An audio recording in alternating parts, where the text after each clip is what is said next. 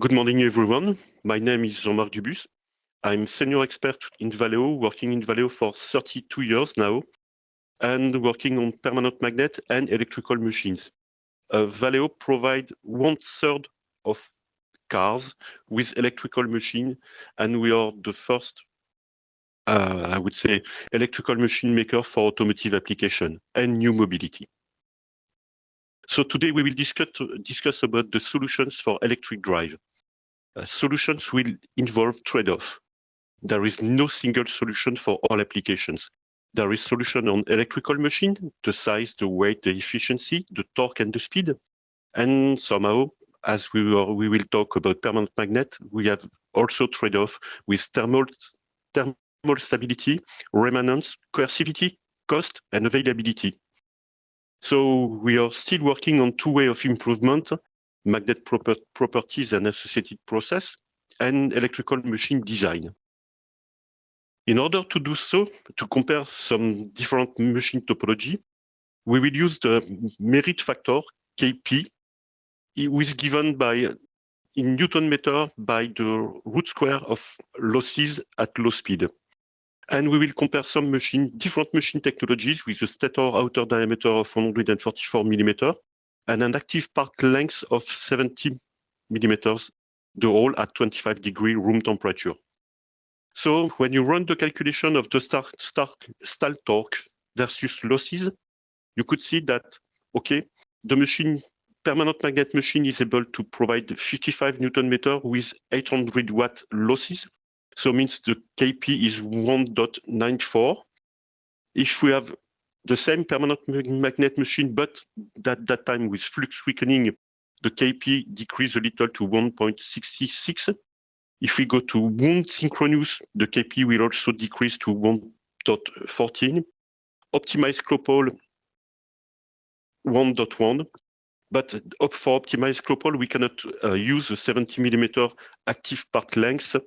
And then we've got switch reluctance machine with a Kp 0.78 and induction machine with a Kp of 0.64. Induction machine is not able with 70 millimeter to reach the 55 Newton meter. We reach only 35 Newton meter. And for the switch reluctance machine, we are able to reach the 55 Newton meter, but not the full power and not with respect to the maximum current in the inverter. Then what to do with this kind of machine? We will try to adjust the length of the active part, recalculate the length of the active part in order to have an idea of the size of the machine. So as an idea for the switch reluctance machine, to reach the 55 Newton meter with respect to the inverter, the active length will become 105 millimeter. For induction machine, for same reason, the length of the active part will be 120 millimeter. So both induction machine and switch reluctance machine could be designed with longer active part with respect to the inverter, but could not be fit in the available room due to the length increase. Furthermore, the switch reluctance machine could not provide the 12 kilowatt on all the speed range. As a conclusion, permanent magnet machine offer the higher efficiency and the smaller size. Now, the drawback is that, okay, the size, permanent magnet machine is the top. Clopole machine could be the top, but could not go to 70 millimeter active length.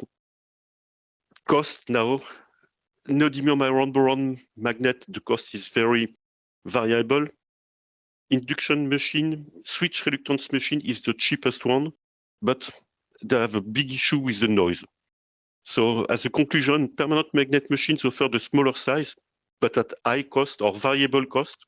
Wound rotor or induction motor could be an alternative solution depending on the application requirement. Availability today, rares are not rare, but there are too few mine, and the consumption of the neodymium iron boron permanent magnet will increase drastically. And so we need to make sure the raw material will be available.